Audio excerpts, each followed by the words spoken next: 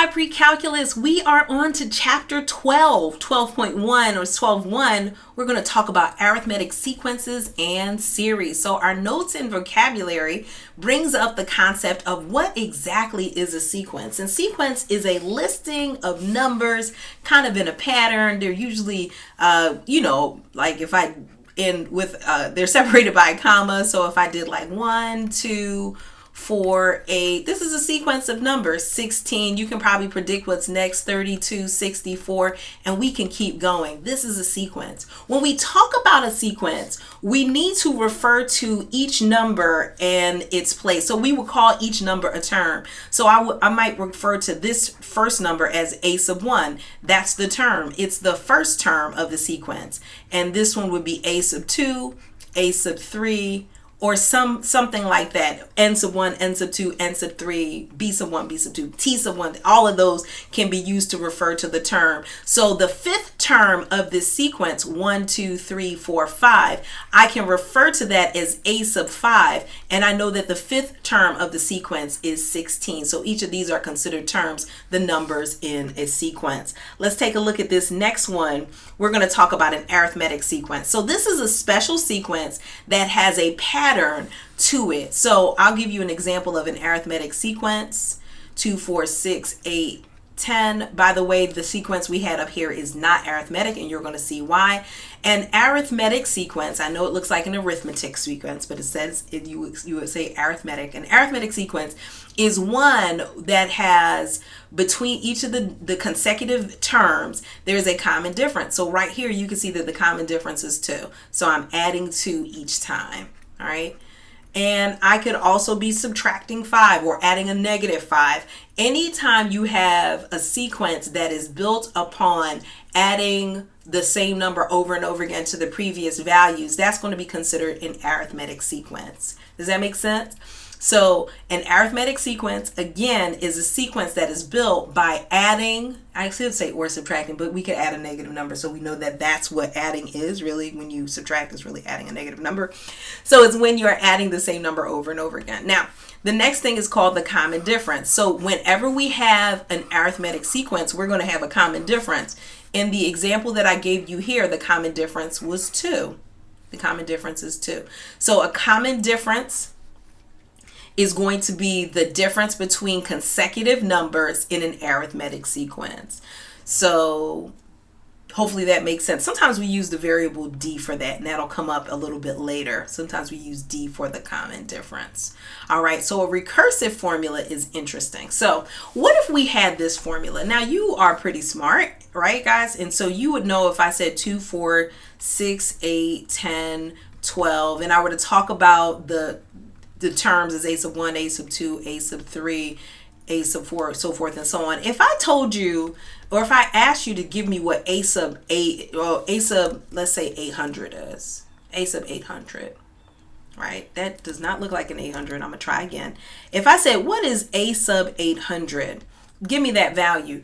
You could say, okay, I guess I'm going to go 2 and 4 and 6 and 8. Guess I got to keep adding 2 each time, right? So adding 2 to each one is the way you would perceive that. If that's the only way you could get to a sub 100, you would be thinking about it in a recursive way, meaning you would always need to know the last number, let's say a sub 799, in order to figure out what a sub 800 is. And you can see the folly in this.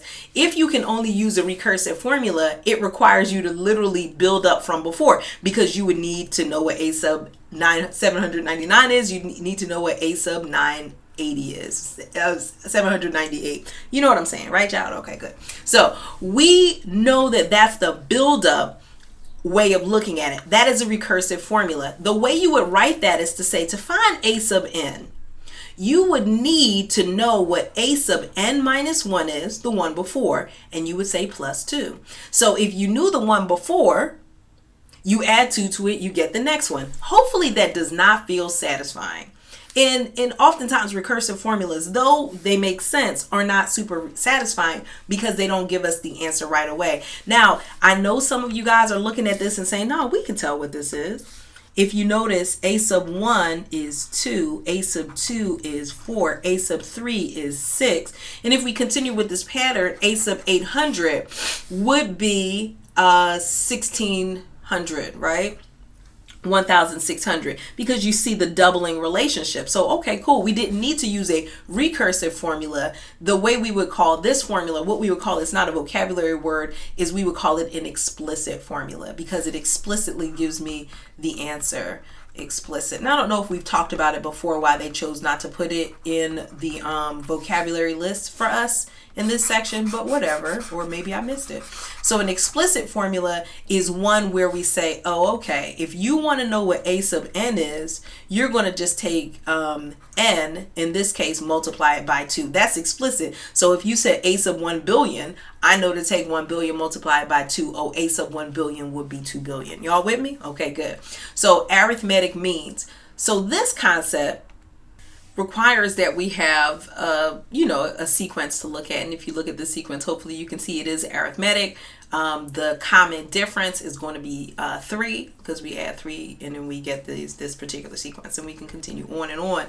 Arithmetic means refers to the numbers. Like, let's say I'm dealing with just, if I gave you 4 and 7, and then I tell you 6, 19, and 22 are also a part of our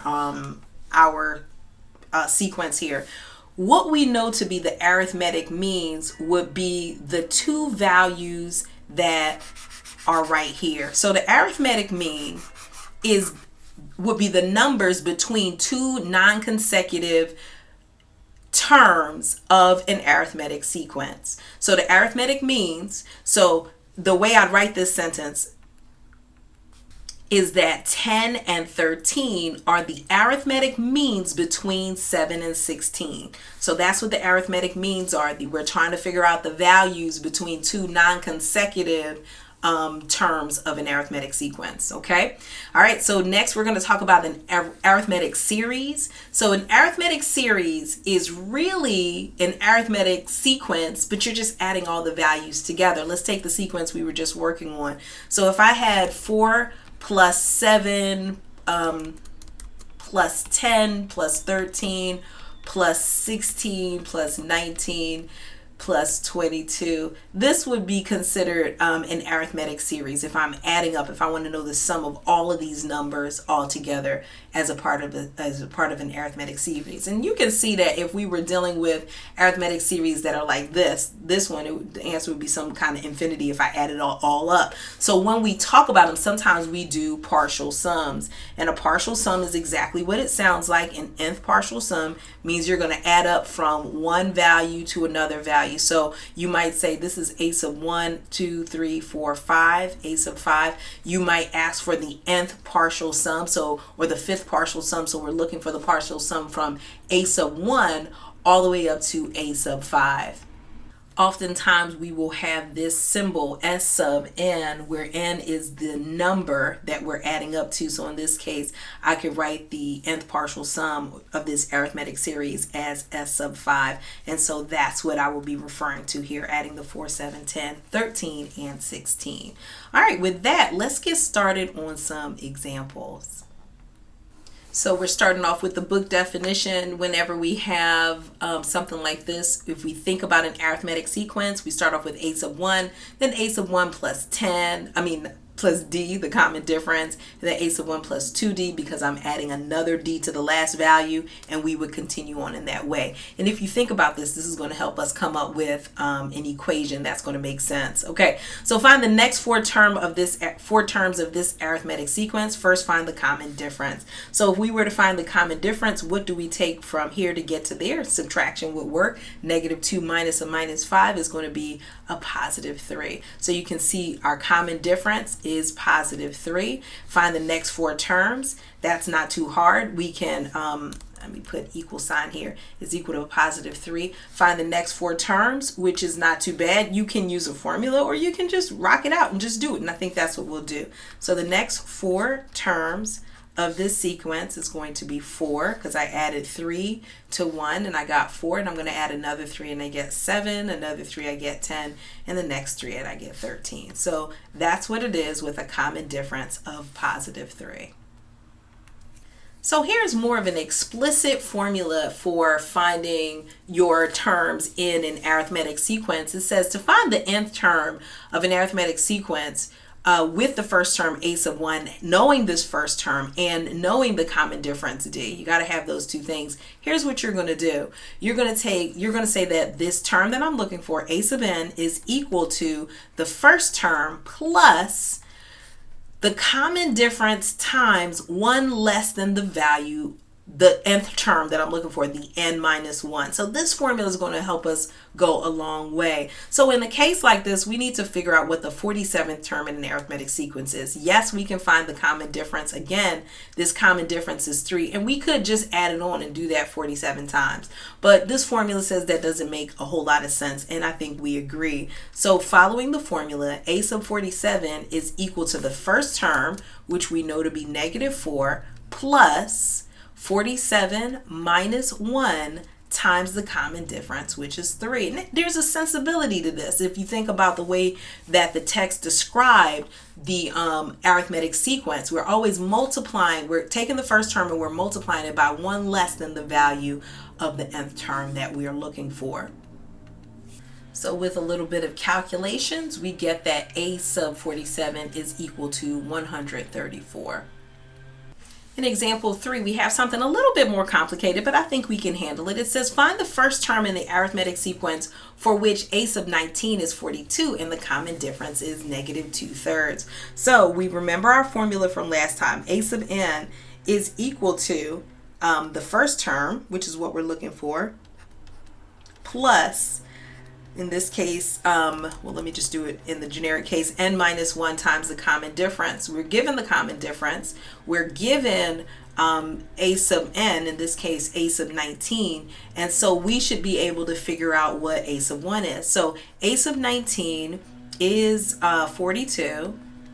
We're looking for a sub 1. We know that the sub value here is 19. So this is going to be 19 minus 1. So this is going to be 18 times negative 2/3. And then so with that, we should be able to figure out the rest of this pretty simply. So when we multiply all of this together, we're going to get a negative 12. So we get 42 is equal to a sub 1 plus a negative 12. When I subtract this negative 12 on the other side, I'm going to end up with 54. And so we know that a sub 1, or that initial term, is 54. So here we're going to write an arithmetic sequence that has 5 arithmetic means between 4.9 and 2.5. So we remember that arithmetic means would be the values that are occurring in that sequence, in that arithmetic sequence, that are between two numbers. And the two numbers they asked us about are 4.9 to 2.5. And they told us that there will be 5. So we got 1, 2, 3, 4, and 5. We need to figure out what these values are. What we'll do first is consider the relationship that we already know. We know that a sub n is equal to a sub 1 plus n minus 1 times d, the common difference. And right now we need to know the common difference. If I knew that, I'd just add it on and just rock out. So I need to know what the common difference is. We're going to use this formula to do so. Let us suppose this is a sub 1, and therefore this would be a sub 7, right? 1, 2, 3, 4, 5, 6, 7, the 7th term. So if we think about a sub 7 is equal to a sub 1 plus 7 minus 1 times d, we can plug the information in. We know that a sub 7 in our case is 2.5. A sub 1 is 4.9 plus 6 times d. Look at that. We're going to find the common difference. And you probably figured out you could find the common difference without this equation by finding the difference and then dividing that difference up equally. Given the number of spaces, we got 1, 2, 3, 4, 5, 6 different spaces, so we know there's 6 times we added the common difference. But it's kind of nice to use the formula to do so. So when I subtract both sides by 49, I'm sorry, not 49, but negative 4.9, when I subtract that and then divide by 6, I'm going to get that the common difference is a negative 0.4. So now all I have to do is add that to each of these in order to get the value. So when I add negative 0.4 here, let me go ahead and use a different color pen. When I add that here, I get 4.5. Basically, I'm just subtracting 0.4. I'm going to get 4.1. When I continue on, I get 3.7, 3.3, and then 2.9. And of course, I get 2.5. So we found them. Put little commas here to make it look good. Earlier on, we talked about the sum of the values in a sequence, or the arithmetic series, right? That was the term that we used earlier, and we said we were going to add up several things in order to get the answer. So here's the thing, like in this example, and I'm showing this formula here because we're going to use it. It says find the sum of the first 60 terms in the arithmetic sequence. Yes, adding is easy, but nobody wants to add up 60 terms. So here's the key. The first 60 terms are given here. Well, no, that's not true. The first term and the 60th term are given here, which is great because that's what's going to be required for us to use this formula. So here's how we do it. We are first going to take the first term, the last term, multiply it by the number of terms and divide by 2. If we ever talked about Carl Gauss and how he sat around, his teacher gave him a problem and add up all the numbers from 1 to 100. I think I may have mentioned that before. It's a story I like to tell, like I invented it, but whatever. So we talked about this. This is an aside, by the way. This has a little bit to do with what we're talking about, but it's not directly related yet. So Carl Gauss is a famous mathematician, and his teacher was bored with him. Imagine a little schoolhouse where you got a bunch of different grades. And so he was really bright, and the teacher said, well, add up all the numbers from 1 to 100. And so he sat around, and then he recognized that if I add 1 and 100 and 2 and 99 and then 3 and 98, I'm going to keep getting the same value, particularly 101. How many 101s will I get? I won't get 100 of them, but I'll get half of that. I will get 50. And then so if you multiply that together, he got 50, right? Am I making that up? 5,050, something like that. Y'all with me? All right. Hopefully that makes sense. Okay, something like this. So with that in mind, we can kind of see where this formula makes a little bit of sense. So we recognize that just like Carl Gauss did, he is adding the first and last term, right? We're adding the first and last term, and then we're going to multiply that not by the number of terms, but half the number of terms. Y'all cool? Okay, good. Just wanted to share a story. Okay, so find the sum of the first 60 terms. So using this formula to find S sub 60, what we're going to do is take 60 over 2, which is 30, and we're going to add the first term 9 plus the last term 304. And when we do that, when we multiply 30 times 9 plus 304, we're going to end up getting 9,390.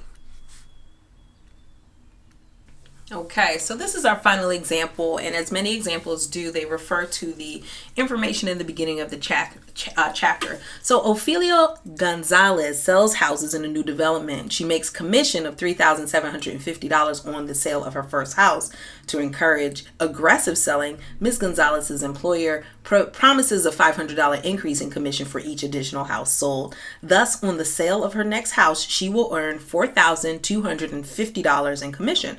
How many houses will Mrs. Gonzalez have to sell for her total commission in 1 year to be at least $65,000?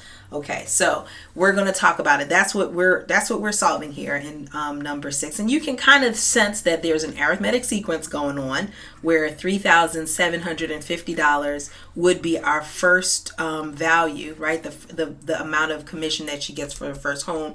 And then we're going to add to that $4,250, and then we're going to add to that, remember she gets an extra $500 each time.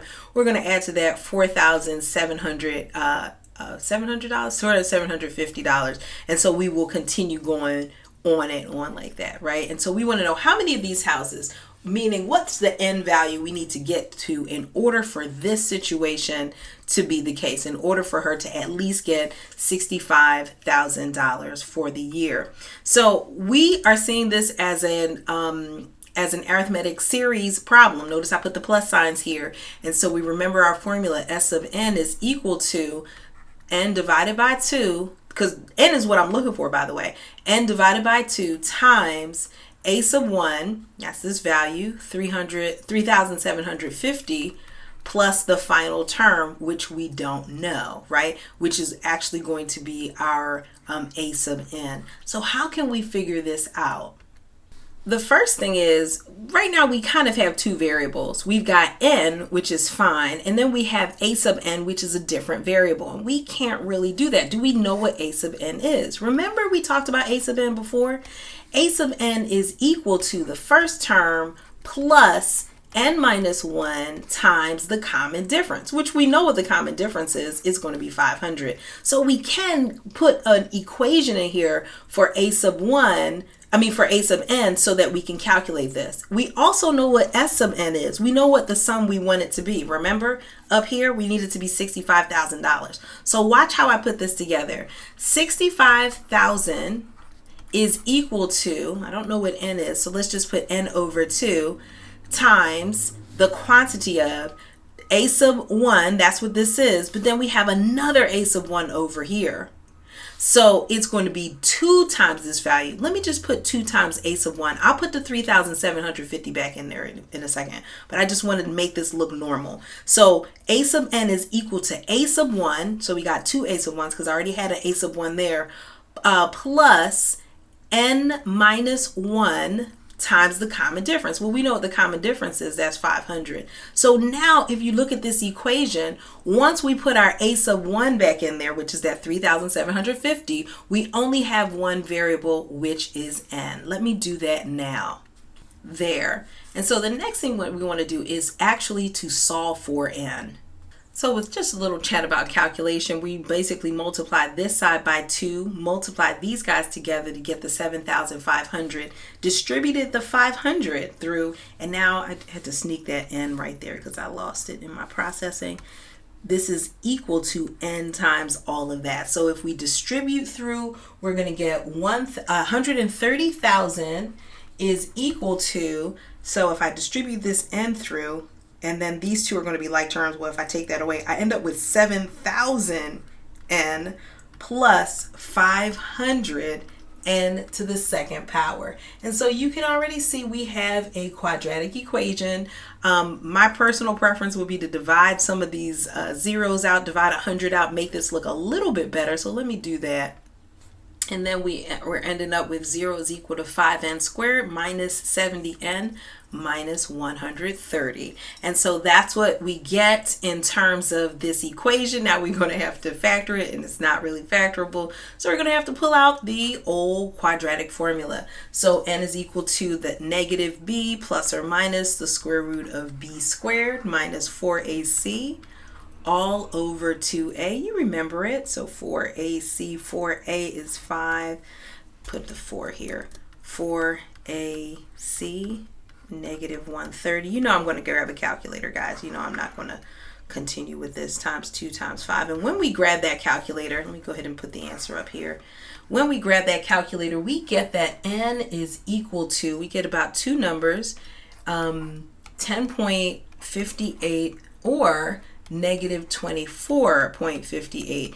And of course, since we're talking about a number, and we're talking about a number that is going to be, positive, right? We're not talking about negative numbers. We're not going back in time. We're talking about a positive number. We want to know how many houses to sell. This number doesn't make sense. And so this one does. So we need to sell about 11 houses because you can't really sell 10.58 houses. So it would be around the 11th house where Ms. Gonzalez would make the money that she wants, that $65,000 for the year. Okay, so that's it for arithmetic sequences and series. Take a look. Let me know if there's some problems or questions or some things I can clarify some more, and go ahead and get started with the assignment. Take care. Bye-bye.